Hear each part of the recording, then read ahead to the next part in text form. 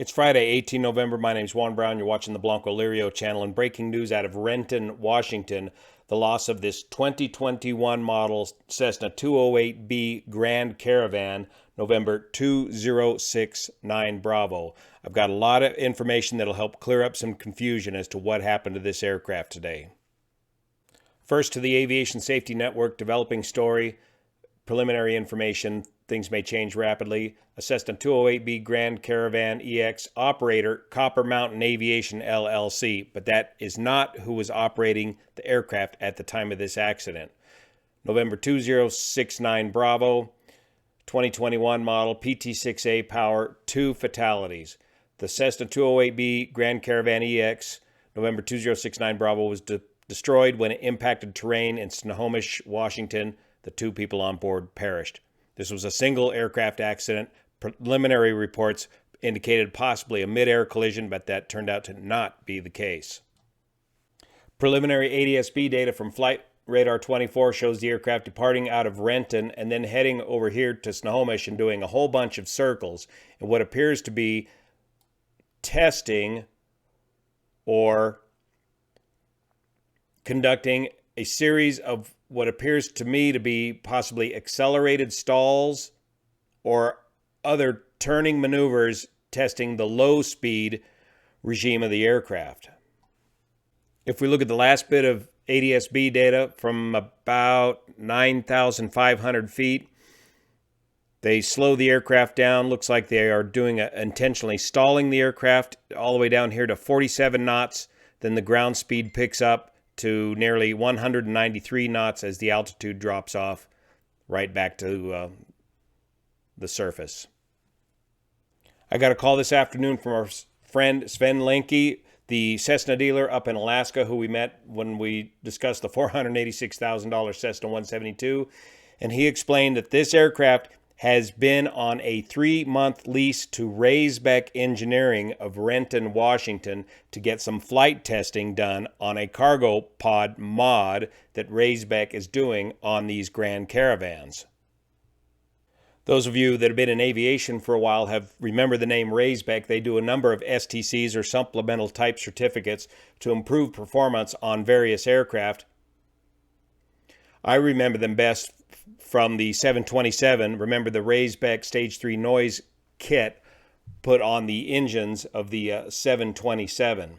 Most recently, they've been doing this conversion called the Epic Caravan conversion, where they're doing work on the belly pod of the Grand Caravan to reduce drag and increase performance by fairing in the nose portion of the cargo drag of the cargo pod underneath the aircraft and adding dual aft body strakes to the rear of the aircraft. So this requires testing of the airplane before this STC can become approved by the FAA. And it appears that this was a Raisbeck Engineering flight test flight that this crash occurred on.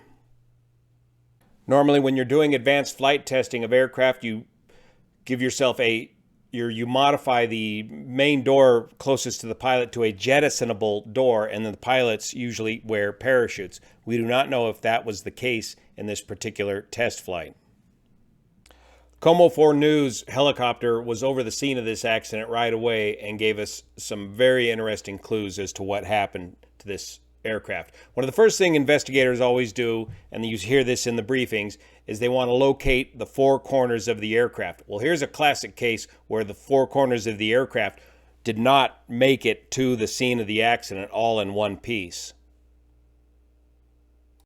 Here's a picture of the aircraft 69 Bravo before the accident. Note the light blue paint on the top of the aircraft and the vertical tail and rudder, dark blue on the cargo pod. I'm not sure what the color is on top of the horizontal stabilizer, if that's the dark blue color or the light blue color. Because this is their video, I can't replay the video here, only show you a couple of freeze frames that I've taken from the video. But initially looking here, I only see one wing. I believe this is the left wing shown here in the wreckage, the main wreckage of the aircraft. As the chopper zooms away, here's the main wreckage here. There is what appears to be a wing located right here some distance from the rest of the wreckage. He's going to zoom in on it here. And as they zoom in on it, this appears to be the right wing. You can tell by the radar, the weather radar dome sticking out of the leading edge of the right wing. And as he zooms out further still, two more pieces located even further apart from the wreckage. These may very well be the first pieces that departed the aircraft. I believe the light blue part we're looking at here may be a stabilizer elevator combination, and the dark blue may be a portion of the cargo pod that they were testing and modifying. So go back and look at the actual helicopter footage from Como 4, and as he zooms around, you can get an idea of where the wreckage is and the layout relative to the rest of the scene of the accident. And I'll provide you the link. See the link down below. A couple things investigators are going to be looking at, and they should be able to get the data from the test flight. Did the crew exceed the speed limit of the aircraft for a particular configuration? Here in the manual, we can see maximum cruise at 10,000 feet, 175 knots. Looking at that preliminary ADS-B data, it does not look to be the case. With stall speeds of 78 knots flaps up and 61 knots full flaps, it does look like they were doing a series of stalls or accelerated stalls, that is, stalls while in a bank during this test flight. Remember, the Caravan is a normal category aircraft, no aerobatic maneuvers approved, but of particular interest to the investigators will be the flight load limit factors, the G load that they put on the aircraft. They should be able to have this data available to them in the flight test program. Flaps up G limit of plus 3.8 Gs, negative 1.52, or flaps down G load, maximum G load of 2.4 Gs. So looking at those tight turns in the ADS-B data, did they possibly over G the aircraft? Or was there some sort of structural failure of the pod that they were modifying and or flutter, aerodynamic flutter, that caused this airframe to fail? Thanks so much for your support of this channel, especially the folks over on Patreon that make this content possible. See you here.